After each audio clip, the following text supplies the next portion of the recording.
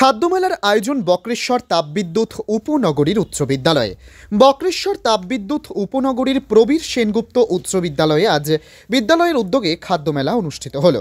উল্লেখ্য, এবছর উক্ত বিদ্যালয়ের এই খাদ্যমেলা দ্বিতীয় বছরে পা দিল।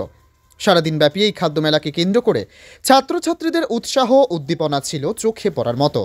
মোট ৪৬টি টেবিল ছিল আজকের খাদ্যমেলায়।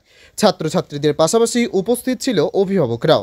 ছাত্রছাত্রীদের কেউ বানিয়েছে ইডলি, কেউ চিকেন পকোড়া, কেউ আবার নলেন গুড়ের পায়েস, কেউ চাউমিন। চোখের সামনে জিভে জল আনা সব খাবারের সম্ভার আর নগদ ছাড়াও যুগের সাথে তাল মিলিয়ে অনলাইনে বিল পেমেন্ট সবকিছুতেই আয়োজনের কোনো ত্রুটি ছিল না। সবচেয়ে উল্লেখযোগ্য যে এখানে ক্রেতা বিক্রেতার প্রায় অধিকাংশই এই বিদ্যালয়ের পড়ুয়া এবং তাদের অভিভাবকেরা এবং শিক্ষকরা। আর শিক্ষক শিক্ষিকাদের সহায়তা ছাড়া এরকম একটা সুন্দর অনুষ্ঠান সম্পূর্ণ করা সম্ভব না, একথা বলার অপেক্ষা রাখে না। Gour Chakraborty report, Dubrajpur news. আমরা স্কুলে ছাত্রছাত্রীদের নিয়ে খাদ্যমেলার উদ্যোগ নিয়েছি।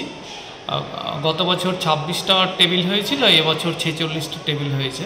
এবং গত বছর যে সমস্ত ছাত্রছাত্রী তাদের অভিভাবকের সহায়তা নিয়েছিল, এবার কিন্তু তারা স্বয়ংসম্পন্ন নিজেরাই করতে পেরেছে। এটা আমরা করতে চেয়েছি, বাচ্চারা অনেকে অনেক কিছু করতে পারে, বিক্রি ক্রয় কোনো জিনিস তৈরি করা, এবং টিফিনে বাইরের খাবার না খেয়ে ওরা যে খুব সহজেই বাড়ির খাবার নিয়ে আসতে পারে এবং সেটা চিত্তাকর্ষকও হয় এবং স্বাদ বহুলও হয়, সেই দিকে ওরা নিজেরাও সচেষ্ট থাকে, গার্জেনও সচেষ্ট থাকে, আমরাও আনন্দিত হই, বাচ্চারাও খুব খুশি হয়। এই উদ্দেশ্যে আমরা এই মেলাটা করেছি। আমাদের সহকর্মী যারা আছেন তাদের সবাইকেই ধন্যবাদ, কারণ তারা ছাড়া এটা করা সম্ভব ছিল না।